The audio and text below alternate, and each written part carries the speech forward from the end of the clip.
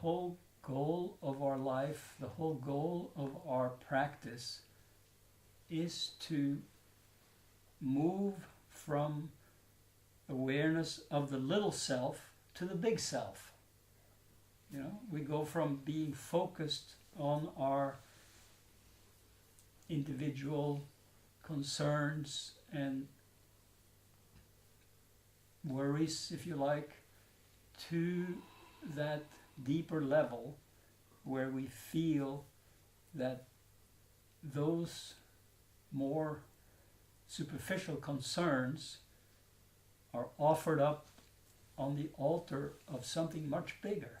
It is just so wonderful to be that universal consciousness, divine consciousness, instead of this limited being that always is concerned about problems.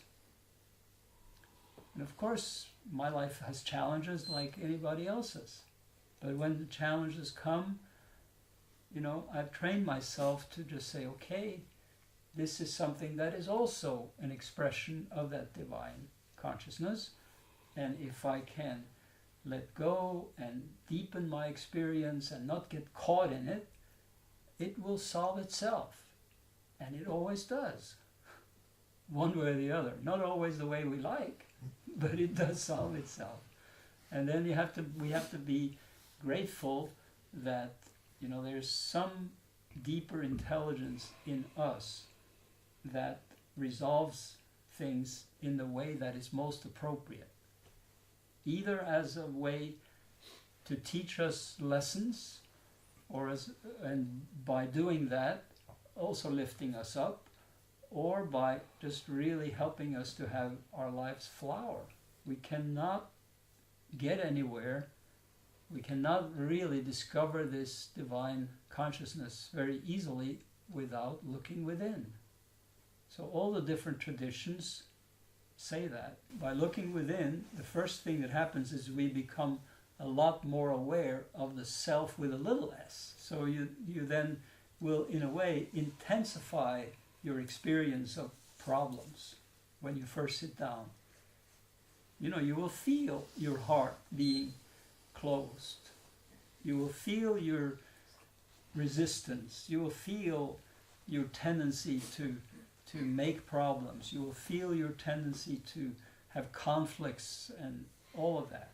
So becoming aware of our real state is a very necessary step on the way. But it's not necessarily so pleasant. You know, it's not what we think of as, oh, meditation is just going to immediately get me into a state where I'm always smiling. Because it's really quite challenging to look at some of the things that we are in a limited self sense. I mean, we've been trained by our upbringing, you know, to be all these different things, to be focused on either being too angry, being too sad, being too superficial, being, you know, all of these things that really make our lives less than deeply satisfying and liberating. You know, you will meet your lower self when you turn your attention within, and you will be able to then see more clearly what you have to let go of. Any kind of in-depth inner work has as its purpose to look those things straight in the eye, you know, who we are, and not running away from it, but then consciously letting it go. I mean, it just means opening the heart, opening in the lower chakras, and then feeling it all get ground up into an energy experience and going up the spine. And then as we do that, and as it goes up the spine and purifies the whole system, then gradually this divine consciousness that we are become available to our awareness. It just dawns on us, oh, I am something a lot bigger than my problems.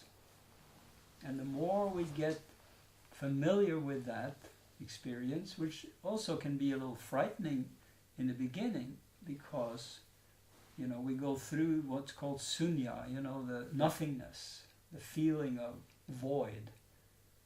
Well, the void is not bad. Death is not bad. It's just a step on the way to something. So, if we can open to that void, we will discover that in that void, in that stillness, there is something dynamic. There's a vibration, there's Shakti, there's energy. And that we can feel in ourselves. We cannot describe this self with a big S. It's indescribable. But we can experience it through our practice. It just dawns on us. Because when we have that experience, then it is Satchidananda, being, consciousness, bliss. There's a bliss aspect to it. And this is really wonderful and liberating. Everything has sweetness in it because it is not burdened by the tendency that we have to make everything a problem.